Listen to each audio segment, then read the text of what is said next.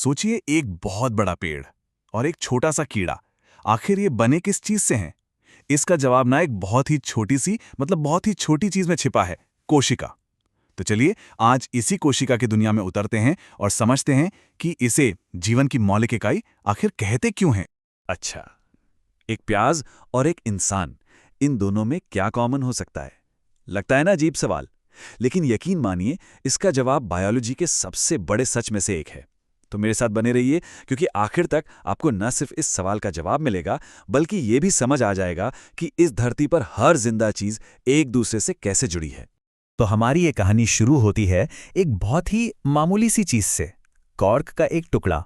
जी हाँ, वही कॉर्क जिसने एक ऐसी खोज की नींव रखी जिसने हमेशा हमेशा के लिए जिंदगी को देखने का हमारा नजरिया ही बदल दिया। चलिए अब टाइम में थोड़ा पीछे चलते हैं, लगभग 350 साल था 1665। एक बहुत ही क्यूरियस साइंटिस्ट थे, रॉबर्ट हुक।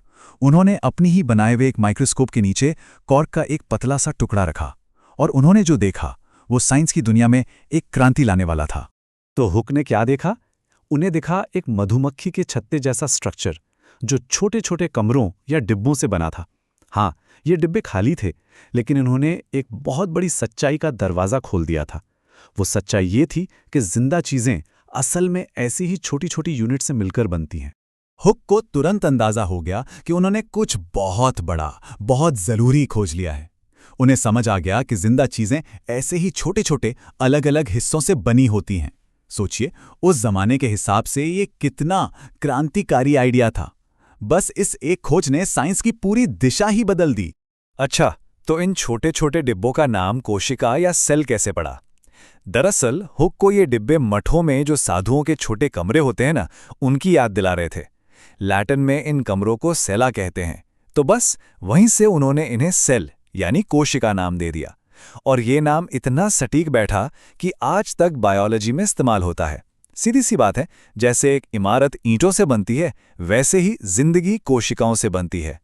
तो देखिए, हुक की ये खोज सिर्फ कॉर्क तक ही सीमित नहीं थी, ये तो सभी जिंदा चीजों के बारे में थी। अब याद है हमारा शुरू वाला सवाल, एक प्याज और एक इंसान में क्या कॉमन है? हाँ, अब हमें जवाब पता है, वो दोनों कोशिकाओं से बने हैं। तो ठीक है, ये तो समझ आ गया कि सारी जिंदा चीजें कोशिकाओं से बनी हैं, लेकिन कहानी में एक ट्विस्ट है। इनका इस्तेमाल ना दो अलग अलग तरीकों से होता है। कुछ जीव तो ऐसे हैं जो अपनी पूरी जिंदगी बस एक ही कोशिका में गुजार देते हैं, अकेले ही, जबकि दूसरे खरबों कोशिकाओं से बने एक बड़े शहर की तरह होते हैं। पहले बात करते हैं एक कोशिकीय जीवों की, मतलब यूनिसेल्युलर ऑर्गेनिजम्स। जरा सोचिए, अमीबा, बैक्टीरिया, इनकी बस एक अकेली कोशिका ही सब कुछ करती है। खाना, चलना फिरना, अपनी नस्ल को आगे बढ़ाना, सब कुछ। वो अकेली कोशिका ही अपने आप में एक पूरी दुनिया है। और दूसरी तरफ हैं हम जैसे बहुकोशिकीय यानी मल्टीसेल्यूलर जीव। हमारे अंदर कोशिकाएं एक एक्सपर्ट टीम की तरह काम करती हैं। जैसे नर्व सेल्स मैसेज भेजती हैं, ब्लड सेल्स ऑक्सीजन पहुंचाती हैं, और मसल सेल्स हमें चलने फिरने में मदद करती हैं। सब मिलकर काम करते हैं, बिल्कुल एक शहर की तरह, जहां हर कोई अपना अपना काम कर रहा है ताकि पूरा शहर चलता रहे। और पता है सबसे मजेदार बात क्या है? इन कोशिकाओं को देखने के लिए आपको रॉबर्ट हुक बनने की जरूरत नहीं है। ये काम तो स्कूल की लैब में भी बड़े आराम से हो सकता है। चलिए बताता हूं कैसे। तो कोशिकाओं को देखने के लिए हमें चाहिए कंपाउंड माइक्रोस्कोप। इसे आप एक बहुत ही पावरफुल मैग्नीफाइंग ग्लास समझ सकते हैं। इसके कुछ खास हिस्से होते हैं, जैसे नीचे एक शीशा होता है जो रोशनी फेंकता है, एक स्टेज होता है जिस पे हम अपनी स्लाइड रखते हैं, और ऊपर होते हैं ऑब्जेक्टिव लेंस जो उस छोटी सी चीज को बड़ा करके दिखाते हैं। तो प्याज की कोशिकाएं देखना एक बहुत ही आसान एक्सपेरिमेंट है। सबसे पहले प्याज के अंदर वाली परत से एक पतली सी झिल्ली निकालिए, फिर उसे पानी की एक बूंद के साथ एक कांच की स्लाइड पर रख दीजिए। अब इस पर एक बूंद आयोडीन की डालिए ताकि कोशिकाएं रंगीन दिखें। आखिर में इसके ऊपर एक कवर स्लिप रखिए और बस आपकी स्लाइड माइक्रोस्कोप के नीचे देखने के लिए तैयार है। अब यहाँ एक मजेदार सवाल आता है।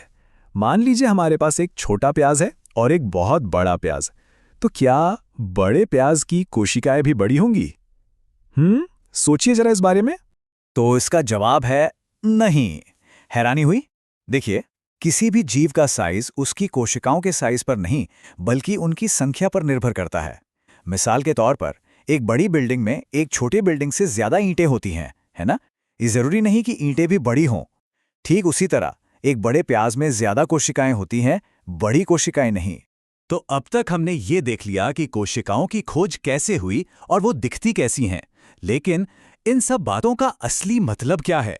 ये सारे आइडियाज बायोलॉजी के एक बहुत ही जरूरी सिद्धांत में एक साथ आते हैं, जिसे हम कहते हैं कोशिका सिद्धांत या सेल थ्योरी। देखिए, कोशिका सिद्धांत किसी एक इंसान का काम नहीं था।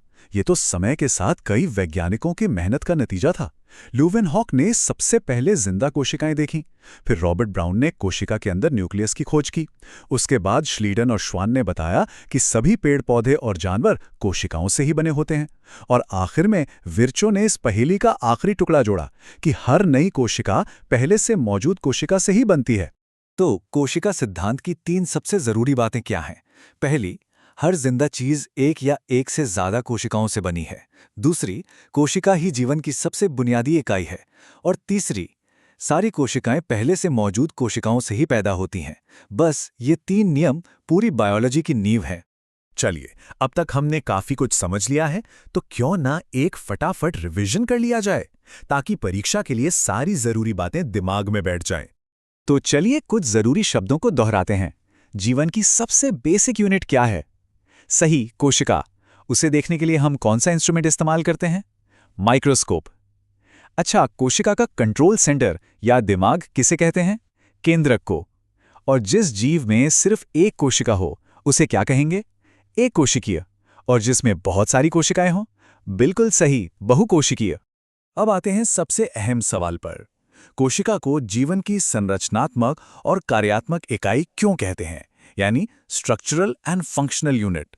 सोचिए जरा एक पल। इसका जवाब बहुत सीधा है। देखिए, इसे संरचनात्मक यानी स्ट्रक्चरल यूनिट इसलिए कहते हैं क्योंकि हर जिंदा चीज कोशिकाओं से बनी होती है, जैसे घर ईंटों से बनता है। और इसे कार्यात्मक यानी फंक्शनल यूनिट इसलिए कहते हैं क्योंकि जिंदा रहने के सारे काम, सांस लेना, खाना पचाना, बढ़ना, ये सब कोशिकाओं के अंदर ही होते हैं, जैसे एक फैक्ट्री के अंदर सारा काम होता है। तो अगली बार जब कभी बाहर टहलें और अपने आसपास किसी पेड़, पक्षी या फूल को देखें, तो ये जरूर याद रखिएगा कि वो सब और हम सब एक ही बेसिक चीज से बने हैं, कोशिका। तो जरा सोचिए, ये बात इस धरती पर मौजूद हर जिंदा चीज के आपसी जुड़ाव के बारे में हमें क्या बताती है? इसी सवाल के साथ आज की ये चर्चा यहीं खत्म करते हैं।